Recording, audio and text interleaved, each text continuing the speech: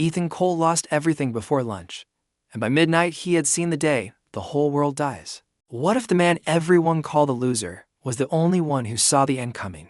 Picture the whole life before the fall for 1 second, because it makes everything after it hurt more. Ethan spent 8 years being polite to men who barely remembered his name. He kept his head down, did the work, waited for the promotion that was always 1/4 away. He thought loyalty meant something to a company that saw him as a line item. He thought love meant something to a woman who saw him as a placeholder. Until something better walked in. Both of those thoughts die on the same Monday, within the same 2 hours. The meeting where Voss fires him lasts less time than it takes to order coffee. Voss doesn't raise his voice. He doesn't need to. Power that casual doesn't have to shout. He says restructuring the way other men say good morning, like it costs him nothing at all. Security is already waiting outside the door before Ethan even finishes standing up. The box they hand him holds a dead office plant nobody watered and a chipped coffee mug. 8 years, and that's the whole inventory of what it added up to. He drives home in silence because the radio feels like too much effort. The apartment is quiet when he walks in, quieter than it should be at 1 in the afternoon. The letter is sitting on the kitchen table, folded once. His name written on the front in handwriting he knows too well. He reads it standing up because sitting down feels like giving it too much respect. Loser. That word appears twice in 4 short paragraphs, and each time it lands a little harder. She doesn't name the man she's leaving him for. But she doesn't have to. Ethan already knows the yacht photo on Voss's desk. Already knows the question Chloe asked last month about why they never go anywhere. 3 years of a relationship, gone in the time it takes to read a single page of stationery. He checks his bank balance because his hands need something to hold, even if it's just a number. For $112. Rent due in 9 days. No job, no plan, no girlfriend. The only thing in the fridge is half a lemon and a case of beer his nephew left behind.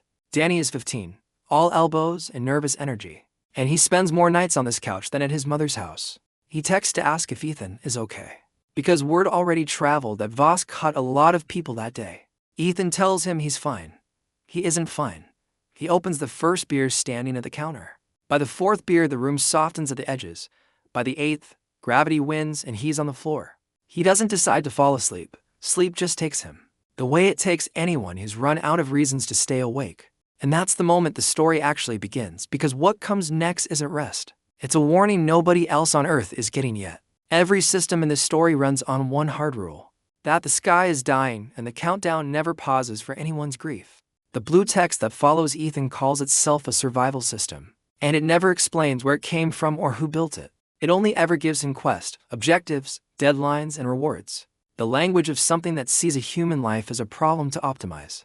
Water, cooling, power, food, air, defense. 6 lines, 6 problems. And every single one of them has a body count attached if it fails. Money alone can solve 4 of those 6. The land, the concrete, the panels, the guns. All of it can be bought if you have enough in the account. The other 2, air and the exact right ground to build on, are things no fortune on earth can simply purchase. That gap between what money can buy and what money can't is the entire shape of this story. And it decides who survives and who doesn't. Every rival shelter in this world makes the same mistake, betting everything on stored supplies with a fixed number of days stamped on the label. Ethan's shelter is the only one built to renew itself. Water that never runs dry. Air that regenerates instead of depleting. A loop instead of a countdown. That single design choice becomes the difference between a fortress and a tomb. And almost nobody else in the story figures it out in time. The system never tells Ethan why it chose him specifically out of everyone on Earth. Who might have seen that same vision? It only ever tells him what to build next, and lets him wonder, quietly in the dark, what he actually is to whatever is running this. Every reward the system hands him arrives at the exact moment he does something it apparently values. Helping a stranger, solving a problem no one asked him to solve. That pattern becomes impossible to ignore the longer the story goes on. That the system is watching more than his survival. It's watching his choices.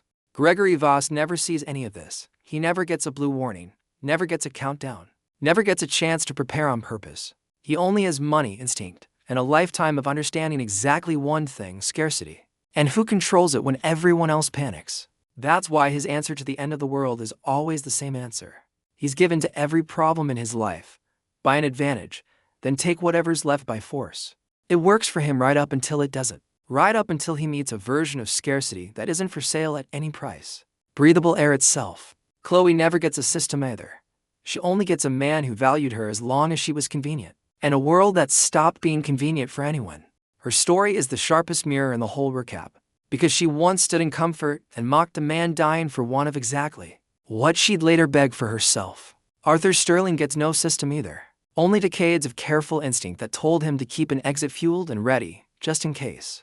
His entire arc is the story's quiet warning that even the most prepared, most careful, most resourced man alive can still choose the wrong kind of escape. He ran, Ethan dug. Only one of those choices survived contact with the sky that had stopped playing by any rules anyone understood. Every member of Ethan's crew arrives broken in their own specific way, and the base becomes the first place any of them has mattered in months.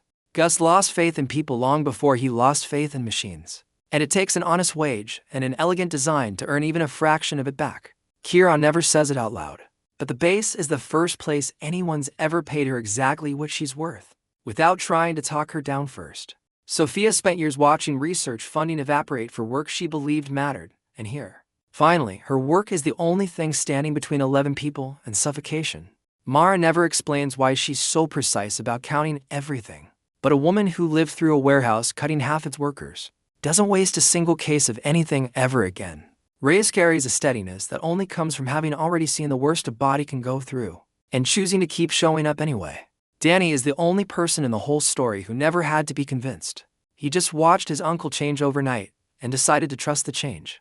That trust becomes the quiet emotional center of the entire recap. A 15-year-old choosing to believe an impossible story, because the man telling it finally looked like he meant something. None of them know about the blue text. All of them know the man building this place has never once been wrong about what's coming. That's the trade Ethan makes over and over, keeping the truth from the people he protects because the truth would sound like the ravings of a broken man. It works because the world keeps agreeing with him. The heat, the shortages, the unease creeping into every radio broadcast before the collapse. By the time the sky actually breaks, nobody on that hill needs an explanation anymore. They only need him to keep being right, one more time. And every single time, right up through the final army marching down that ridge road, he is. That's the real engine underneath this entire recap, not the heat, not the guns, not even the countdown, but one stubborn man refusing to accept the ending he saw in a dream. He could have grieved. He could have drowned in the letter, and the box with the dead plant and the $412. Plenty of people would have. Instead, he stood on his own kitchen floor with a hangover and a broken heart, and decided the only sane response to an impossible warning was to build. Every choice after that follows the same pattern. Weigh the number against the cost. Choose the harder path if it means more people breathe another day. Sell the apartment. Fund the loan. Buy the guns before comfort. Refuse the sortie. Close the door on Chloe. Every single one of those decisions costs him something real. And every single one of them is the reason 11 people are still alive underneath the granite hill, while an army marches toward the one thing that outlasted the end of the world. Stay to the end. Because the man who gets thrown away today is the only one still breathing when it's over. His name is Ethan Cole, 31 years old, an office clerk who spent 8 years climbing a ladder that was never going to hold him. On an ordinary Monday, his boss Gregory Voss fires him in a meeting that lasts exactly 2 minutes. Voss doesn't even look up from his phone while he does it. Restructuring, he calls it, nothing personal. From a man who has never once said Ethan's name correctly in 3 years. Security walks Ethan to the elevator with a cardboard box holding a dead plant, a coffee mug. 8 years of his life fits inside that box with room to spare. He gets home a little after 1 in the afternoon, and there's a letter waiting on the kitchen table. It's in his girlfriend Chloe's handwriting, and it calls him a loser twice in 4 short paragraphs. She's leaving him for another man, a man who has finally noticed her, and she doesn't need to write his name. Ethan already knows it's Voss, the same man who fired him 2 hours earlier. 3 years with Chloe, 8 years at the company, and $412 in the bank, all gone in a single afternoon. He checks his account because that's what a man does. His hands need something to hold on to. Rent is due in 9 days, and there's nothing in the fridge. Half a lemon and a case of beer his nephew Danny left behind. Danny is 15, all elbows, and spends more nights on Ethan's couch than at his own mother's place. Ethan tells him he's fine over text, but he isn't fine. And by the 8th beer, he's on the floor with his back against the couch. He doesn't decide to fall asleep. Sleep simply takes him. And that's when the dream begins. Except it doesn't feel like a dream at all. The heat comes first, scraping down his throat with every breath. He's standing on a highway he knows, except the asphalt is soft, shining, and the sky has turned the color of a bruise. A sign overhead reads a temperature that should be impossible, and underneath it scrolls a warning that exposure is fatal. Cars sit abandoned everywhere, doors hanging open, nobody inside them. Ethan runs toward a government shelter dug into a hillside, and there, standing above the crowd with a clipboard, clean and smiling, is Gregory Voss. He's selling spots inside for cash. $200,000 a person, and Ethan has nothing. Voss looks at him the way you look at a stain on the carpet, and asks if he has the money. He doesn't. He never had anything. That was the whole point of the letter. Then Ethan sees Chloe, standing behind Voss in the cool shade, holding a full bottle of water like a trophy. She smiles at Ethan kneeling on the burning ramp, tells the crowd she's glad she didn't stay with the loser. Voss's guards don't shoot him. They just throw him back down into the crowd. Into the heat. Hours pass, the crowd thins as people start to fall. Ethan remembers a mountain river to the north. Snow milk cold even in summer. He crawls toward the sound of water that isn't there anymore. The riverbed is nothing. A road of dry white stones. He puts his hand flat on a burning rock and doesn't pull it back. And that's where he dies, with the grievance still burning in his chest. Far above him, past the thinning sky, something massive gathers on the surface of the sun. Coiling, waiting, not yet breaking through. Ethan wakes up on his own kitchen floor, the taste of copper in his mouth, his heart pounding like he really did crawl up that dry riverbed. Just a dream, he tells himself. He got fired, got dumped, drank a case of beer on an empty stomach. Of course his brain made a horror film out of it. He turns on the radio because the silence is worse than any voice. And a scientist is talking about an unprecedented concentration of energy building on the surface of the sun. Nobody has a model for what happens if it releases. Nobody understands it. And then the world simply stops. The radio freezes mid-word. Dust hangs motionless in the light, and in the air in front of him. Pale blue words appear where there is nothing to write on. Survival system initializing. Carrier confirmed. Ethan Cole. You have seen the future, and you have been chosen to carry it. The message tells him 90 days remain until the atmosphere collapses. And what he experienced wasn't a dream. It was the most likely version of what's coming. Ethan says out loud that this isn't real. That he's still drunk. That this is the dream, not the kitchen. The text doesn't argue. It gives him a quest instead. Confirm that the system is real. Recall the first sign, 24 hours to prove it. Or the system never offers proof again. He closes his eyes, and a memory surfaces that isn't quite a memory. More like something still happening behind his forehead. In the timeline before the heat, the power across the district flickered once for exactly 4 seconds. A little after 9 in the evening. And that same night, a communication satellite went silent without warning, and nobody on Earth understood what it meant. Ethan opens his eyes. The clock reads 8:52. 9 o'clock comes, goes, nothing happens, and he almost lets himself relax. Then at 9:04, the lights drop, not off, just down, for exactly 4 seconds, and then everything comes back. The radio catches mid-sentence, reporting a brief outage, and in the same breath, that a communication satellite has gone silent for reasons unknown. Ethan is on his feet before he even decides to stand. It's real. All of it. The heat, the ramp, Chloe's bottle of water, 90 days, all of it is coming. The blue text flickers once more across his dark window. Quest complete. Welcome. Carrier, let's get to work. The system doesn't let him sleep it off. He wakes at 6 the next morning to a new assignment already ticking down. Build a self-sufficient shelter able to survive atmospheric collapse. 89 days on the clock. Failure means death. His and everyone he's supposed to protect. Underneath that is a list of 6 systems he has to solve. Water, cooling, power, food. And then a 6th line that stops him cold. Air, the system flags it as locked, insufficient data. A problem it admits it cannot solve yet. Ethan asks how much all of this will cost, and the system doesn't lie to him. The total comes to $3.5 million. He opens his banking app for $112 in checking, 90 more in a jar. A 12-year-old car worth maybe $3,000. $3.5 million on one side of the scale. $500 and a jar of coins on the other.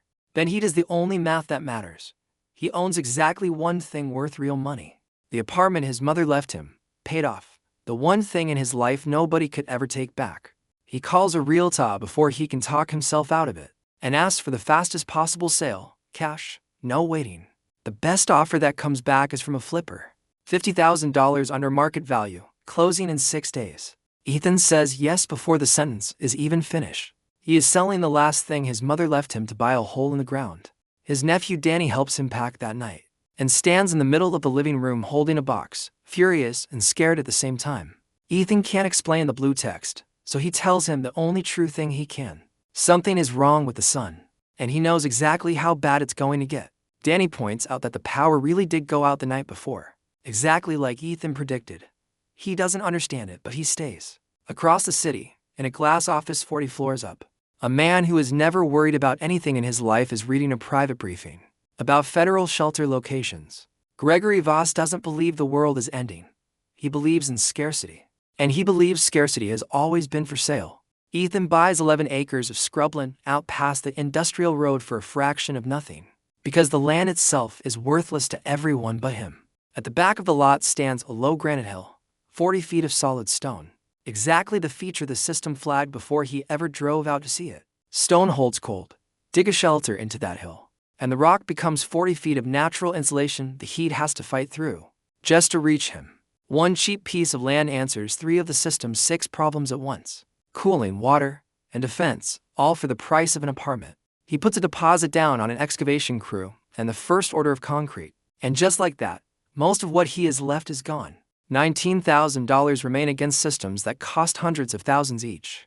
He's dug the start of a hole, can't afford a single wall to put around it, so he goes to the bank, in his one good shirt, and asks a stranger to bet $300,000 on the end of the world. The loan officer looks at his 4-day-old land, his unemployment, and his impossible plan, and turns him down without apology.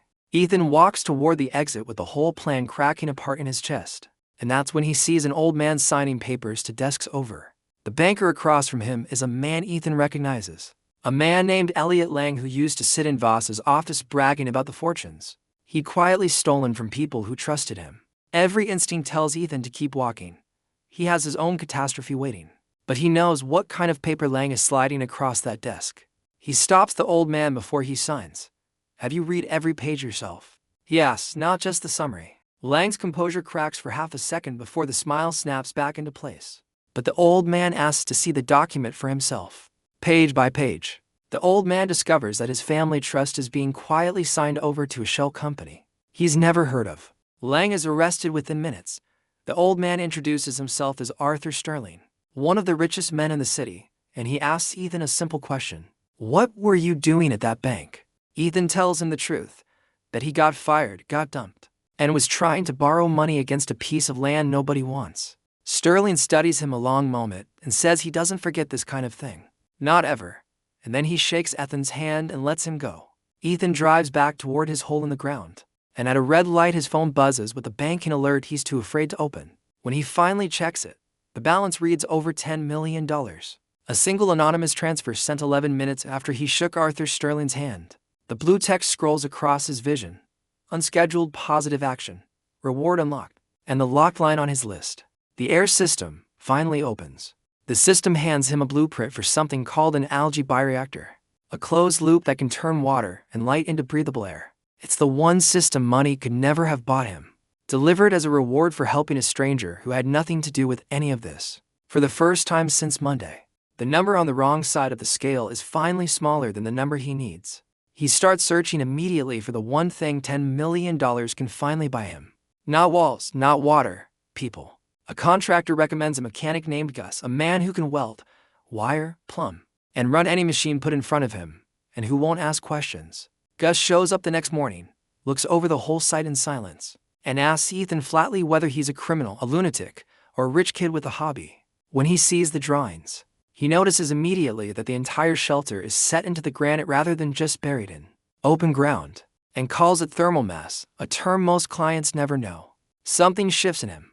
It's the strangest job anyone has ever put in front of him, and that alone is reason enough to take it. The foundation goes in first, then walls rising out of raw granite. And for the first time the plan exists somewhere other than behind Ethan's eyes. Danny spends every afternoon on site hauling tools and running errands. And within days Gus decides the kid isn't useless, which from Gus is basically adoption. Beyond the fence line, the whole county is already talking. A strange early summer. Unbearable heat weeks before it should arrive. And a stranger digging something enormous into a granite hill. The system drops a new marker for water, an exact depth for a well nobody could have known about. Deep beneath ordinary county water tables. The driller is skeptical, calls the depth impossible for the area, but Ethan pays him to drill anyway. and at 440 feet they strike an aquifer nobody knew existed. Above the well to underground cisterns will hold 40,000 gallons between them. Plumbed to refill endlessly, never faster than the aquifer can replace it. Gus stares at the drawing a long time before he understands the real elegance of it. The water isn't just storage, it's cold mass under the floor, cooling for the whole base at once. That's the moment Ethan actually earns his respect. Not through the money, but through one idea doing 3 jobs at once. Ethan makes the hardest calculation of the whole build that night. Build slow and hide it, and the shelter won't be finished in time. Build fast and loud, and the whole county will know exactly where it is. There's no real choice, only a price. He decides to build fast, and to spend part of his fortune on guns. Men to defend what everyone will eventually come looking for. The walls close over their heads in the 3rd week, and the hole in the hill stops being a hole and starts being rooms. Solar panels go up on the surface, drinking the same sun that's going to try to kill everyone underneath them. The cooling plant goes online, and during a real-world test, while the surface reads a scorching 104 degrees, the inside settles and holds at a steady, comfortable 68. A greenhouse rises beside the panels, empty for now, but with the bones of something that will eventually feed everyone inside. For days later, deep in the base, the world stops the way it only stops for Ethan, and a new warning appears in a color he's never seen before: hard amber. The solar collapse won't just heat the atmosphere, the system warns him. It will burn away the oxygen itself, and no sealed shelter can simply open a vent to the outside once that happens. Ethan does the math and realizes he's built the perfect tomb: cool, watered, powered, and airtight in exactly the wrong way. Because 6 people in a sealed space run out of breathable air in days. There's no store on Earth selling 60 days of oxygen for 6 people. Every answer money offers is just a shorter countdown nested inside the one he's already fighting. It's Danny, repeating something from a science class. Who knocks the answer loose? Plants make the oxygen, he says. That's the whole thing. Ethan pulls up the blueprint the system gave him weeks ago. Finally reads it properly. The 40,000 gallons of water under the floor can become a living oxygen source, if seeded with algae. But the system warns him that plants alone aren't enough. 6 people will exhale carbon dioxide faster than algae can absorb it in low light, unless the carbon is captured and fed straight back into the reactor.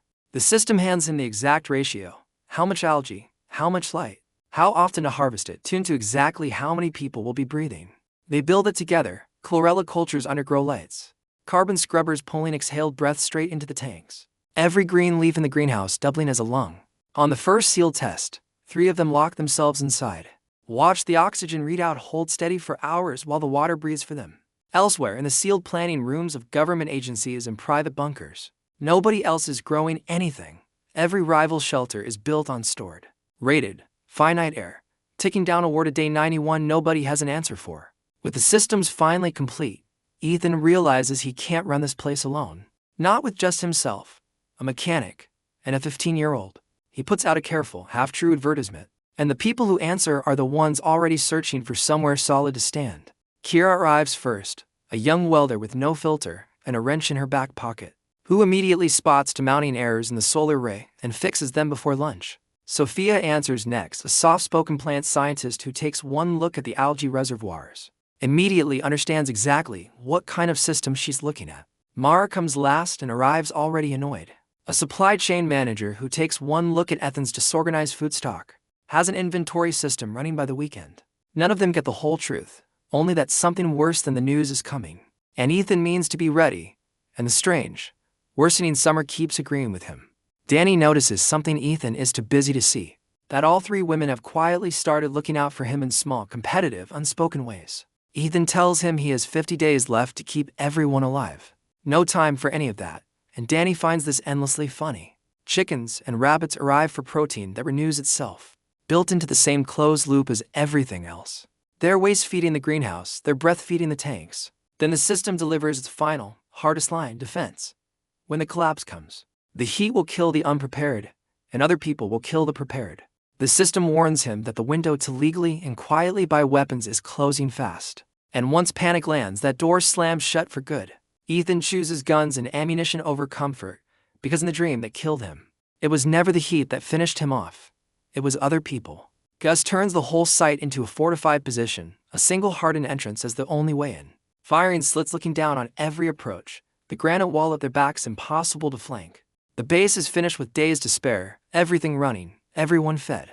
Everyone breathing. For 1 week, Ethan lets himself believe he's actually won.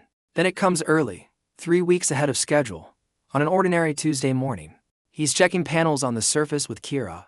The system's warning this time carries more lines than it has ever shown him at once. The solar mass has released. Day 0 is not in the future. Day 0 is now. They seal the hardened door just as the surface temperature begins climbing faster than numbers should be able to climb. 11 degrees in under an hour. Over the following days, the radio dissolves from careful warnings into raw panic, and then into static, describing rivers going dry and reservoirs evaporating exactly the way Ethan saw in his dream. The surface gauge eventually climbs to and holds at 70 degrees, the exact number from his vision, while 40 feet below, the base holds at a stable, survivable 68. On the third night, the whole crew gathers quietly in the main room, just breathing, and Danny says what everyone is thinking. They'd all be dead up there right now if not for Ethan. Above them, the world is ending exactly on schedule. Government shelters fill past capacity and seal their doors on the crowd still outside them. 15 miles away, Gregory Voss sits inside his private bunker wing, congratulating himself on his foresight, not yet understanding that his 90 days of stored supplies are simply a countdown. With a better view, not one shelter besides Ethan's is making its own air or growing its own food. Every single one of them is a waiting room, and the clock has started on all of them at once. Weeks pass, and the base can't stay sealed forever.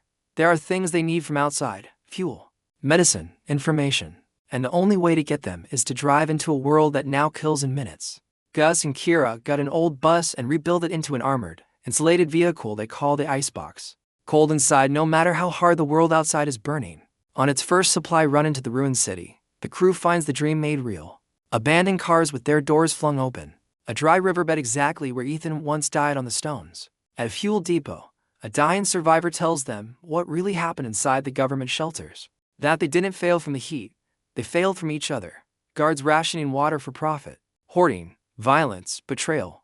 They return to the base to find someone collapsed against their hardened door. In the sliver of shade it cast, and the camera reveals, to Ethan's horror, that it's Chloe. She's badly burned, barely conscious, and she begs to be let in, confessing that Voss threw her out of his own bunker once she became a mouth he no longer wanted to feed.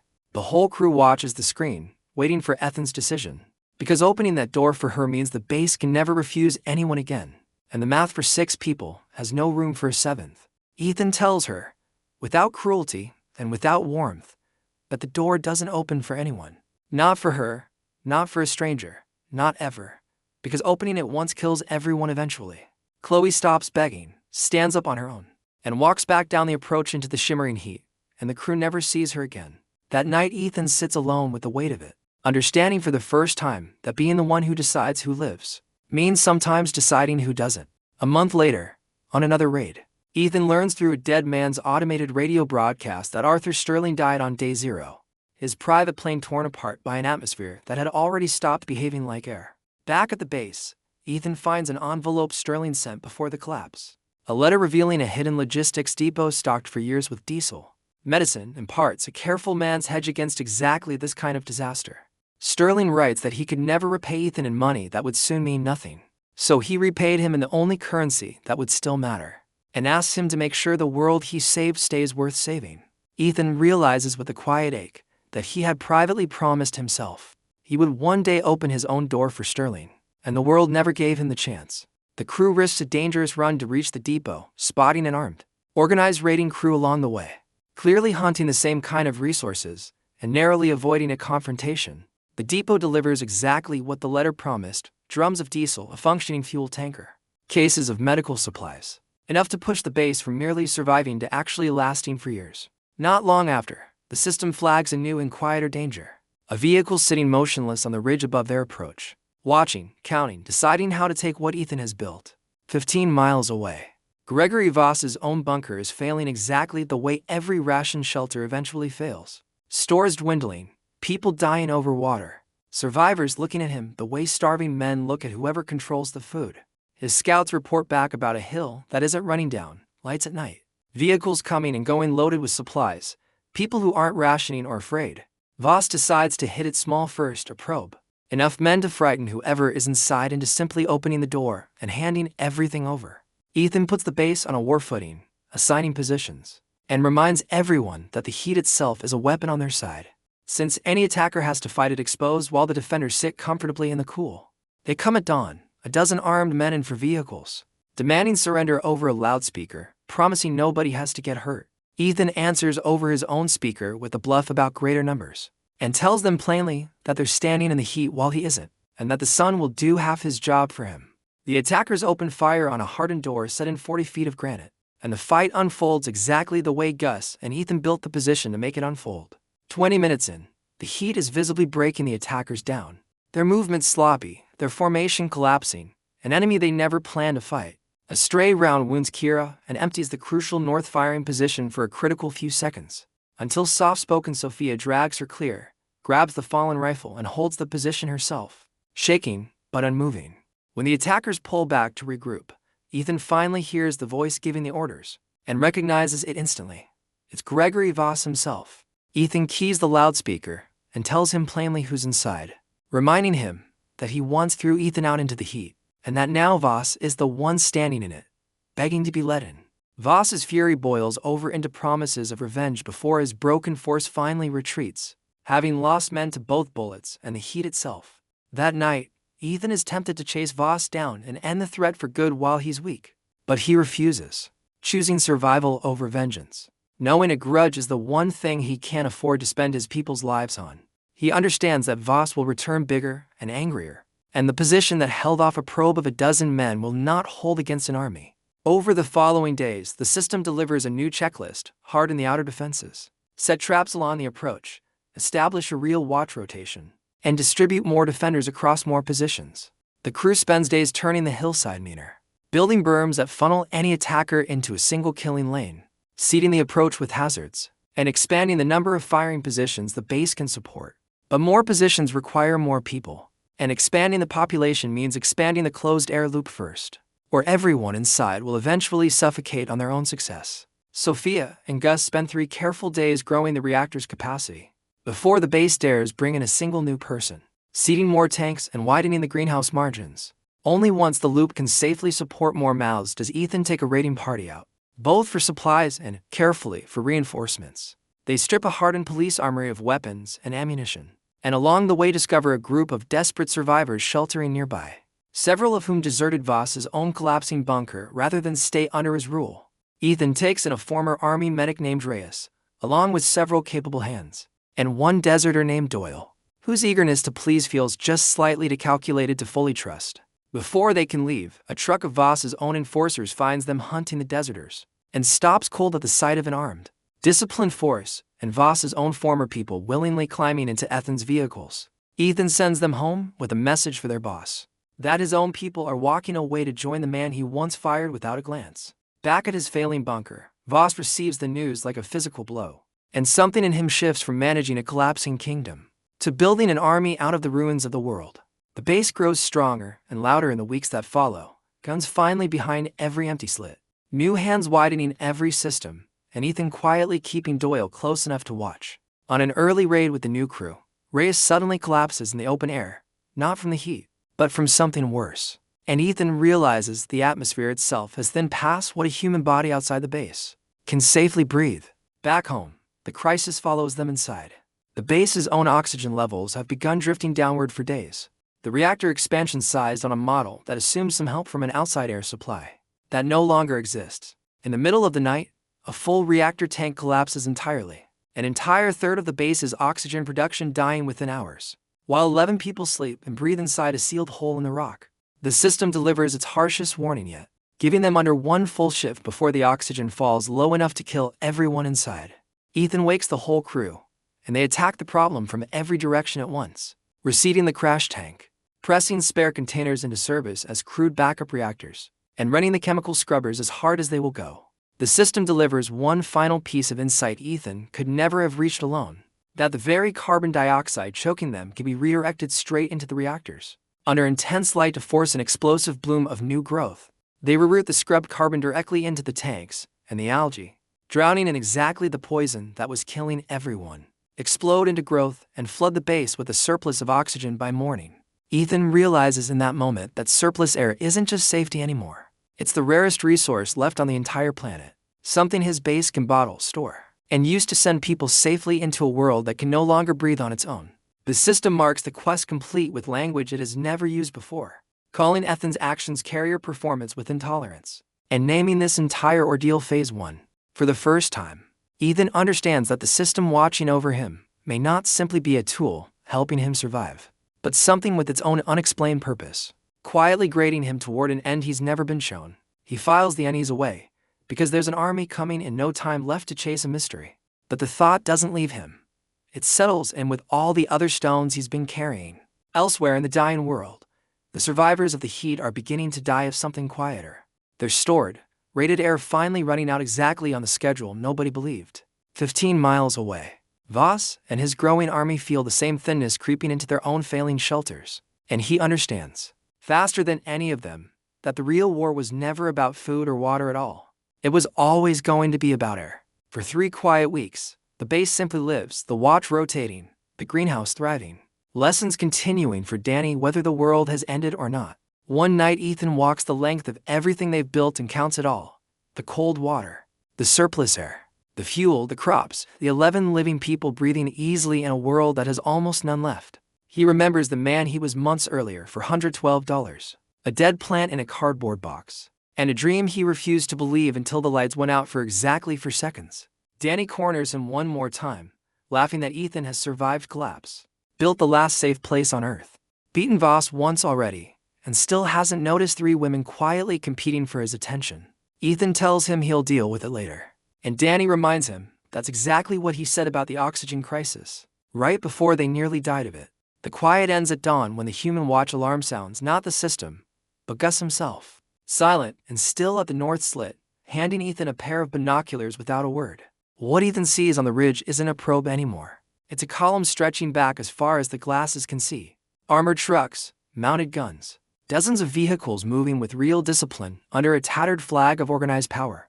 At the head of the column, standing in an open hatch, wrapped against a sky that can no longer be breathed, is Gregory Voss, only now there's no hungry mob behind him.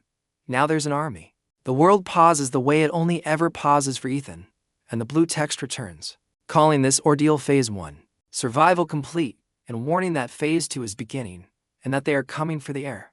Ethan understands in that instant that everything he built was never the whole plan, only the first part of something far larger, designed by a system whose true purpose he's never been shown. He lowers the binoculars and turns back toward the hill that breathes, toward 11 people waking into what might be the last quiet morning they ever have.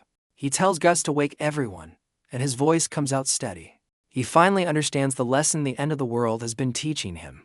Since a 2-minute meeting on an ordinary Monday, they built the one place left on Earth where a human being can still breathe freely. And that single fact is exactly why an army is coming to take it from them. The loser who once knelt on a burning ramp begging to be let inside now stands behind granite walls that money could never buy, waiting for the man who threw him away. Every system Ethan solved, water, cold, power, food, and finally air, was bought with grief, with a mother's apartment, with a stranger's kindness, and with a stubbornness that refused to simply lie down and die. And now that same stubbornness is the only thing standing between 11 living people. A world that has run out of everything, including mercy. Phase 2 is here, and whatever the system truly wants from him, Ethan Cole intends to still be standing to find out. The hill he built out of heartbreak and a green loop, a debt to a dead man, is still the last place on Earth where the air itself belongs to the people who earned it. And as the column begins its slow march down the ridge road, Ethan Cole understands, with a clarity sharper than any fear, that surviving was never the hard part. Surviving was only ever the beginning. Rewind for a second, because it's worth looking closer at exactly how this fortress, and the people inside it, actually came together. Every dollar Ethan spends after that morning gets weighed against one number. The $3.5 million the system says survival actually cost. He learns fast that hope is not a line item and neither is guilt. And there's no room in the budget for either one. Gus becomes the second voice in his head before the first month is over. Blunt, unimpressed, endlessly competent. He doesn't trust Ethan's story, and he doesn't need to. Because the work in front of him is honest even if the man paying for it is strange. Every wall that goes up gets checked twice. Once against Ethan's drawings and once against something sharper living in Gus's own head. Danny starts showing up earlier every day. Not because anyone asks him to, but because a man explaining a machine is worth more to him than any classroom. Gus teaches him to read a level, to bleed a hydraulic line, to respect a tool enough to put it back where it belongs. Nobody says the word family out loud, but that's what's forming in the dust around a half-poured foundation. Out past the fence line, the ordinary world keeps pretending it's having an ordinary summer. The heat arrives early and doesn't leave, and everyone blames it on the same strange story circling the radio about the sun. Nobody connects a stranger digging into a hillside with a warning nobody wants to take seriously. In the diner in town, theories multiply faster than facts. A wine cellar, a cult, a rich man's hobby. Every guess is wrong, and every person guessing remembers exactly where the hill is, which is its own kind of danger waiting to mature. The well changes everything the day the driller pulls up water nobody in 3 counties knew was down there. For 140 feet of drilling into solid rock, chasing a number that only existed in Ethan's head, and hitting exactly what it promised. The driller keeps glancing at Ethan like he wants to ask how a broke ex-clerk knew where to dig. And Ethan keeps not answering. Underneath the silence is a truth nobody on that crew would believe even if he told them outright. Gus finally sees the whole shape of the design the day the cisterns go in above the well. And something in his face changes for good. Water, cold, and reservoir, folded into a single system. One answer solving 3 separate problems at once. That's the day Gus stops thinking of this as just a strange paycheck and starts thinking of it as the best machine he's ever been handed. The choice to build loud instead of quiet keeps Ethan up at night, more than any single technical problem does. Speed means attention. Attention means everyone within 20 miles eventually knows exactly where the water and the food and the cold air are. There's no version of this where the base finishes in time and stays a secret. He has to pick one. He picks speed, and he picks it knowing it means paying for walls thick enough to survive being noticed. The roof goes on over the main level in the 3rd week, and for the first time it isn't a hole anymore. It's a room. Concrete and cool air, and the low hum of tools replace open sky, and 40 feet of granite now separates them from everything the sun is about to do. The solar ray goes up next. Rank after rank of black glass angled at the same star that's going to try to kill everyone standing under it. Ethan can't stop noticing the irony. That the very thing ending the world is about to run his lights, his pumps, his cooling. Gus just shrugs when Ethan says it out loud. Long as it makes watts, he says. It can be as funny as it wants to be. The cooling plant becomes the heart of the whole design, but it never has to fight alone, because the rock and the water do most of the work for it. On the day they run the first real test, the surface reads a brutal 104 degrees under an ugly early summer sun. Inside, sealed, the plant barely straining, the number holds steady at 68. A gap of 36 degrees that will decide who lives and who doesn't. The greenhouse rises next to the panels, empty beds waiting for crops that haven't been planted yet, because there aren't enough hands to plant them. That gap becomes obvious fast. A base isn't walls and water and cold. A base is people. And right now there are barely enough to keep the lights on, let alone run everything at once. Ethan can't post a flyer for this. He can't advertise doomsday work looking for the comfortable and the curious. What goes out instead through Gus's quiet channels is the truth with the madness filed off. Private off-grid project, long hours, real pay, discretion required. Kira arrives first, riding in with Gus, loud where he is silent, already sizing up the solar mounts before she's even out of the truck. She calls out to bad welds before lunch and fixes them herself without being asked. And Gus's approval, rare as it is, comes through loud and clear. Sophia comes next, careful and soft-spoken, wary at first, until she sees the reservoirs and recognizes exactly what kind of system is glowing green. Under those lights, she asks who designed it, and Ethan gives the same lie he'll keep giving for months, a consultant. A report, something ordinary enough not to invite more questions. Mara arrives last and arrives annoyed, and within 90 seconds she's already found the thing offending her most. An entire pallet system with no order to it at all. By the end of the week she has every case counted, dated, and ranked. And for the first time Ethan actually knows what he has and what he doesn't. None of the 3 get the whole truth. They get enough of it to explain the urgency. And the world outside keeps agreeing with Ethan every single day that passes. Danny notices something none of the adults seem to see. That all 3 women have started quietly competing to take care of a man too busy to look up. He finds it endlessly funny, and Ethan tells him there isn't time for any of that. Not with the counter running down in the corner of his eye. The animals come the same week, hens for eggs, rabbits because rabbits breed fast enough to matter. And every part of the system feeds back into the loop. Feed comes from greenhouse trimmings. Waste becomes compost for the beds. Even the smell and the exhaled air get pulled straight into the same scrubbers, cleaning up after the humans. Danny names 3 hens within a day and gets attached to one in particular, and Sophia. ever practical, calls them a protein cycle and loses that argument completely. Then the system delivers its final line, the one about defense. And it isn't gentle about the timing.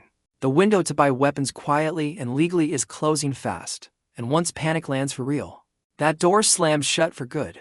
Ethan doesn't hesitate long. In the dream that killed him, it was never the heat that finished the job. It was other people. He spends a serious portion of the reserve on firearms and ammunition instead of comfort, because teeth are something he can only buy now, while the world still pretends to be normal. Gus builds the armory like it's another organ of the building, locked, dry, hardened, and then turns the entire site into a defensible position without being asked twice. A single hardened entrance becomes the only way in. The granite wall at their back makes flanking impossible. Every approach gets a line of sight from somewhere inside. Kira welds the shutters herself and asks, half joking, whether anyone will really come all this way for a hole in a hill. Ethan tells her plainly that when the water's gone and the temperature hits 70, everyone left alive will be hunting for exactly what they have. And she stops joking and welds it a little stronger. The base finishes with days to spare, and for about a week Ethan lets himself believe the hardest part is finally behind him. Every system holds, the cold holds, the water holds, the air holds, 5 people and a teenager, sealed into a hill, ready for something that isn't supposed to be survivable. He stands in the doorway one evening and breathes out for what feels like the first time since a 2-minute meeting ended his old life. He should have known better than to trust a number that quiet. It comes 3 weeks early, on an ordinary Tuesday morning, while he's up on the surface checking panels with Kira in the cool of dawn. The world stops the way it only ever stops for him. And this time the warning arrives in a color he's never seen before. The solar mass is released ahead of schedule. Day 0 isn't in the future anymore. Day 0 is right now. They seal the hardened door behind them just as the surface gauge begins climbing, faster than numbers should be allowed to climb. 11 degrees in under an hour, and it's only just getting started. The radio, while it still works, becomes a scroll at the end of the world. Careful voices giving way to frightened ones giving way to static. Rivers go to mud and then to stone. Reservoirs crack open under a sun that has stopped behaving like a sun. By the 4th day, the surface gauge reads 70 degrees and holds there. The exact number burned into Ethan from a dream he tried to convince himself wasn't real. 40 feet down, the base holds steady at 68, a gap of 2 degrees between comfortable and impossible. And every system he sweated over pays itself back at once. On the 3rd night, the whole crew sits together in the main level, not talking much, just breathing, feeling the cold come through the rock under their hands. Danny says it quietly, without a joke this time. They'd all just be dead up there right now. Ethan agrees, because there's nothing else true enough to say to it. Above them, the world keeps ending exactly on schedule. And not one shelter besides theirs is making its own air or growing its own food. They can't stay sealed forever, though. And the list of things they need from outside keeps growing every week that passes. Gus and Kira build the icebox out of an old bus, insulated, armored. Cold inside no matter how hard the world outside is trying to cook it. Its first run into the ruined city shows Ethan his own dream made real. Abandoned cars, dry riverbeds, a world that stopped moving the day the sky broke. A dying survivor at a fuel depot tells them the truth about the government shelters. That they didn't fail from the heat, they failed from each other. Guards started rationing water for profit. Hoarding turned into violence. The exact thing those shelters were built to prevent became the thing that killed people inside them. They return home to find someone collapsed against their own hardened door, and the camera reveals, impossibly, that it's Chloe. Burned, barely conscious and begging. She tells them Voss threw her out of his bunker the moment she became a mouth he no longer wanted to feed. The whole crew watches the screen in silence, because opening that door for her means the base can never say no to anyone again. Ethan tells her, without cruelty and without warmth, that the door doesn't open, not for her, not for anyone, not ever. She stops begging eventually, stands on her own, and walks back into the shimmering heat. And none of them ever see her again. That night Ethan sits alone with the weight of the decision, understanding finally what it costs to be the one who decides who lives. A month later, a dead man's automated radio broadcast tells him Arthur Sterling died on day 0. His private plane torn apart by a sky that had already stopped acting like air. A letter Sterling left behind before the collapse reveals a hidden supply depot, stocked for years against exactly this kind of disaster. Sterling writes that he could never repay Ethan in money that would soon mean nothing. So he repaid him in the only currency that would still matter once the world ended. Ethan realizes with a quiet ache that he had privately sworn to build a door that would one day open for the old man, and the world never gave him the chance to keep that promise. The crew risks a dangerous run to reach the depot, spotting an armed and disciplined raiding crew along the way and narrowly avoiding a fight. Neither side could afford. The depot delivers exactly what the letter promised: fuel, medicine, parts, enough to push the base from surviving to actually lasting for years. Not long after, a vehicle appears on the ridge above their approach, sitting motionless, watching. And Ethan knows exactly what it is because he's done the same thing himself. 15 miles away, Gregory Voss's own bunker is failing exactly the way every ration shelter eventually fails. Stores dwindling, people dying over water.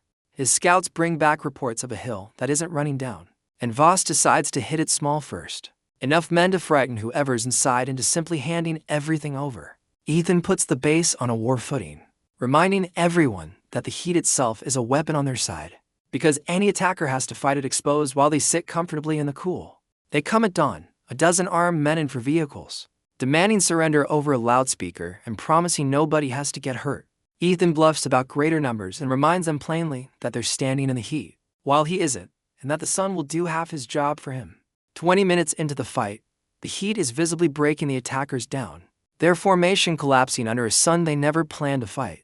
A stray round wounds Kira and empties the crucial north position for a few critical seconds, until Sophia drags her clear and holds the line herself, shaking but unmoving. When the attackers pull back to regroup, Ethan finally recognizes the voice giving the orders, and it's Gregory Voss himself, standing outside the walls of the fortress he once mocked. Ethan keys the loudspeaker and reminds him plainly who's inside, that the loser he threw out into the heat is the one standing behind granite his money could never buy. Voss's fury spills into promises of revenge before his broken force retreats, having lost men to bullets and to the sun in equal measure. That night Ethan is tempted to chase Voss down while he's weak and end the threat for good. But he refuses, choosing survival over vengeance. He knows Voss will come back bigger, but tonight's sortie is a fight he might not walk away from, and a grudge is the one thing he can't spend lives on. Now here's the moment everything on that hill had really been building toward. The system delivers a new checklist in the days that follow: harden the outer defenses, set traps, establish a real watch, and distribute more people across more positions. The crew spends days turning the hillside meaner, funneling any approach into a single killing lane and seeding it with hazards no attacker will see coming. More positions mean more defenders, and more defenders mean the closed air loop has to grow before a single new person can safely walk through the door. Sophia and Gus spend 3 careful days expanding the reactor and the greenhouse before the base dares bring anyone new into a world this fragile. Only once the loop can safely carry more mouths does Ethan take a crew out, hunting both supplies and, carefully, reinforcements. They strip a hardened police armory of weapons and ammunition, and nearby they find survivors, several of them deserters from Voss's own collapsing bunker. Ethan brings in a former army medic named Reyes, several capable hands, and one deserter named Doyle, whose eagerness feels just a little too calculated to fully trust. A truck of Voss's enforcers finds them before they can leave, and stops cold at the sight of an armed, disciplined force and Voss's own people willingly climbing into Ethan's vehicles. Ethan sends them home with a message that his own former boss's people are walking away to join the man he fired without a second glance. Back at his failing bunker, the news lands on Voss like a blow, and something in him shifts from managing a collapsing kingdom to building an army out of the ruins of the world. The base grows stronger in the weeks that follow, guns finally behind every slit, new hands widening every system that keeps 11 people breathing. On an early raid with the new crew, Reyes collapses in the open air, not from the heat this time, but from something worse, an atmosphere too thin to support a human body outside a sealed shelter. Back home, the crisis follows them inside, oxygen levels drifting downward for days. The reactor's expansion sized on a model that assumed help from outside air, that no longer exists anywhere on Earth. In the middle of the night, a full reactor tank collapses entirely, a third of the base's oxygen production dying, while 11 people sleep inside a sealed hole in the rock. The system gives them under one full shift, before the falling oxygen becomes lethal for everyone inside. Ethan wakes the whole crew and attacks the problem from every direction at once, reseating the crash tank, pressing spare containers into service, running the scrubbers as hard as they will go. The system hands him one final insight he never would have reached alone, that the very carbon dioxide choking them can be redirected straight into the reactors to force an explosive bloom of new growth. They reroute the captured carbon directly into the tanks, and the algae, drowning in exactly what was killing everyone, bloom hard enough to flood the base with a surplus of oxygen by morning. Ethan realizes surplus air isn't just safety anymore. It's the rarest resource left on the planet, something his base can bottle and carry into a world that can no longer breathe for itself. The system marks the moment, complete with language it has never used before, calling this whole ordeal Phase 1, and naming Ethan a carrier for the first time out loud. For the first time, Ethan understands the thing keeping him alive may not simply be a tool helping him survive. It may be something with its own purpose, quietly grading him toward an end he's never been shown. He files the unease away, because there's a fight coming and no time left to chase a mystery. But the thought doesn't leave. It settles in with every other stone he's been carrying since a Monday that started all of this. Elsewhere, the survivors of the heat begin dying of something quieter. They're stored. Rationed air finally running out exactly on schedule. 15 miles away, Voss and his growing army feel the same thinness creeping into their own failing shelters. And he understands faster than anyone that the real war was never about food or water. It was always going to be about breath itself. For 3 quiet weeks, the base simply lives, the watch rotating, the greenhouse thriving. Lessons continuing for Danny whether or not the world outside has ended. One night Ethan walks the length of everything they've built and counts it. The cold water, the surplus air, the fuel, the crops. 11 people breathing easily in a world that has almost none left to spare. He remembers the man he was months earlier, for $100 and change in a bank account, a dead plant in a cardboard box, and a dream he refused to believe until the lights dropped for exactly 4 seconds. Danny corners him one more time, laughing that Ethan has survived collapse, built the last safe place on Earth, beaten Voss once already, and still hasn't noticed 3 women quietly competing for his attention. Ethan tells him he'll deal with it later, and Danny reminds him that's exactly what he said about the oxygen, right before they nearly died of it. The quiet ends at dawn when the human watch alarm sounds, not the system this time, but Gus himself, silent and still at the north slit. He hands Ethan a pair of binoculars without a word, and what Ethan sees on the ridge isn't a probe anymore. It's a column stretching back as far as the glasses can see, armored trucks, mounted guns, dozens of vehicles moving with real discipline under a tattered flag of organized power. At the head of the column, wrapped against a sky that can no longer be breathed, stands Gregory Voss. Only now there's no hungry mob behind him. Now there's an army. The world pauses the way it only ever pauses for Ethan, and the blue text returns, calling everything so far Phase 1, complete, and warning that Phase 2 is beginning. They are coming for the air, the message says, and they will not be the last. Ethan understands in that instant that everything he built was never the whole plan, only the first part of something far larger, shaped by a purpose he's never been shown. He lowers the binoculars and turns back toward the hill that breathes, toward 11 people waking into what might be the last quiet morning they ever have. He tells Gus to wake everyone, and his voice comes out steady, because he finally understands the lesson the end of the world has been teaching him. Since a 2-minute meeting on an ordinary Monday, they built the one place left on Earth where a human being can still breathe freely, and that single fact is exactly why an army is marching to take it from them. The loser who once knelt on a burning ramp begging to be let inside now stands behind granite walls that money could never buy, waiting for the man who threw him away. Every system Ethan solved, the water, the cold, the power, the food, and finally the air, was bought with grief, with a mother's apartment, with a stranger's kindness, and with a stubbornness that refused to lie down and die. That same stubbornness is now the only thing standing between 11 living people and a world that has run out of everything, including mercy. Down in the main level, Sophia checks her reactor readouts one more time, quietly, the way she always does before anything important. Kira loads a rifle she never wanted to need with the same steady hands that once fixed a mounting bracket on the very first morning. Mara counts ammunition against a list she updates without being asked, because logistics wins fights long before the first shot is fired. Gus stands at the hardened door he built with his own hands, the door he once called the first sensible thing anyone had ever asked of him. Danny stands beside them, 15 years old, holding a rifle he's been trained to use and praying he never has to. Rayce checks the medical bay he built from nothing, laying out supplies a dead man's warehouse made possible. And Ethan stands at the center of it, the man everyone once called furniture. The man a 2-minute meeting decided wasn't worth keeping. He looks out at the column winding down the ridge road, closer with every passing minute, and he does not look away.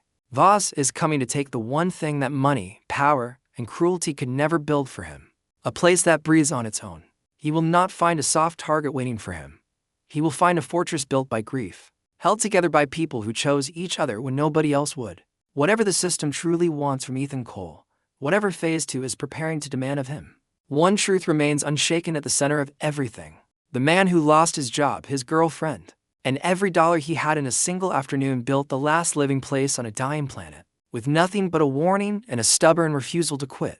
And as the column crawls closer down the ridge, Ethan understands with a clarity sharper than any fear he's ever felt that surviving the sky was never the hard part. Surviving the sky was only ever the beginning of what he was truly meant to carry. He turns from the slit, walks down into the cold heart of the hill he built, and closes the last door behind him, ready for whatever comes up that road next. Nobody warns you the end of the world starts on a Monday that looks exactly like every other Monday. Nobody warns you that the man who saves everyone might be the same man everyone already wrote off. Nobody warns you that money becomes worthless the same week a green tank of algae becomes priceless. Nobody warns you that the scariest sentence in the whole story isn't about heat or hunger. It's for words. Phase 2 is beginning. Hold on to that thought, because everything that comes next only makes sense once you understand what was really at stake. From the very first line, a man loses his job, a woman leaves a letter, and somewhere above the clouds, a sun that's never misbehaved in recorded history starts to gather itself. By the time anyone else understands what's coming, Ethan Cole is already 90 days ahead of them. And 90 days turns out to be the only currency that matters. Every villain in this story believes in the same lie, that enough money buys enough time. Every one of them is wrong in the exact same way. Every ally in this story believes in the same quiet truth, that a person worth trusting shows it long before the crisis proves it. The granite hill becomes more than a shelter by the end.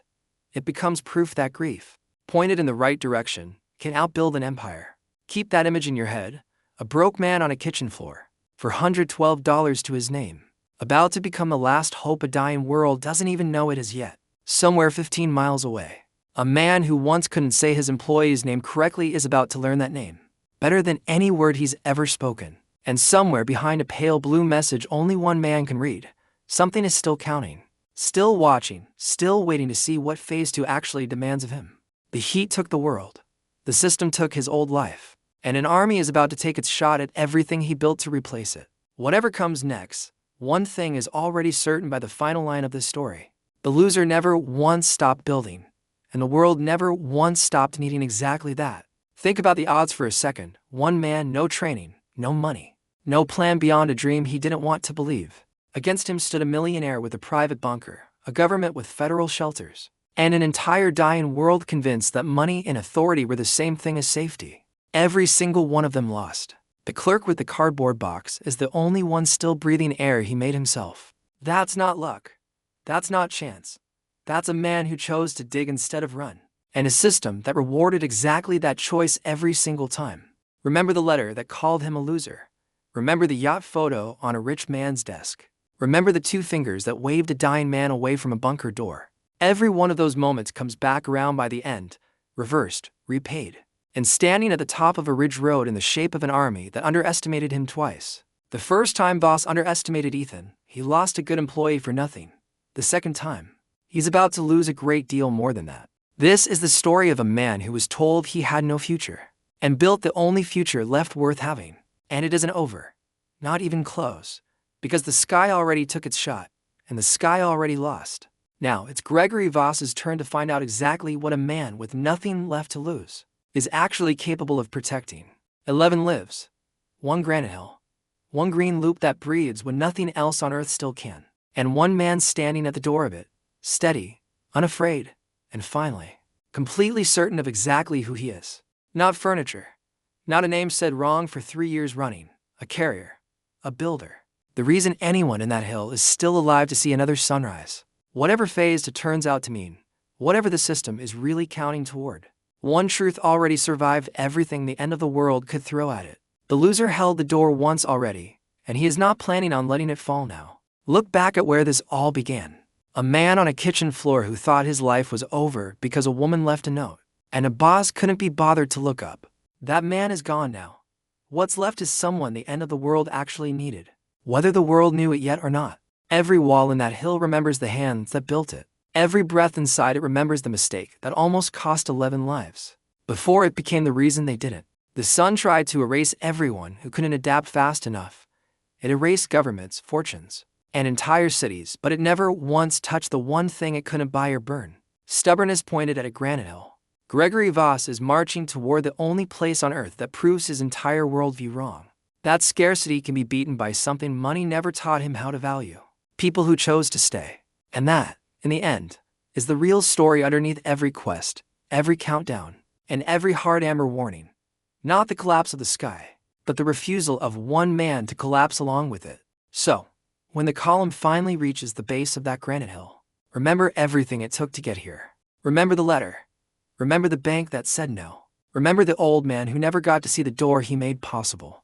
Remember Chloe on her knees outside a wall she once mocked from the inside of a bunker. Remember every quest, every warning, every hard amber line that almost ended the story before it truly began. None of it was wasted. All of it built the wall Gregory Voss is about to run straight into. This is where the recap of Ethan Cole's rise ends, and where the real war for the last breathable air on Earth begins. Everything that made him survivable is about to be tested against everything that made Gregory Voss dangerous. Only one of those two men ever learned how to build something that outlasts him. The dust rises on the Ridge Road, and the next chapter will decide which kind of man actually wins the end of the world. A broke clerk with a dead plant in a cardboard box became the reason 11 people are still breathing under a granite hill. He never got his revenge, his apartment, or his old life back. And in the end, none of that ever mattered. What mattered was a door that stayed shut when it had to, and a door that stayed standing when everything else in the world fell. Ethan Cole did not survive the end of the world by luck. He survived it by refusing to stop building, and that is the whole story.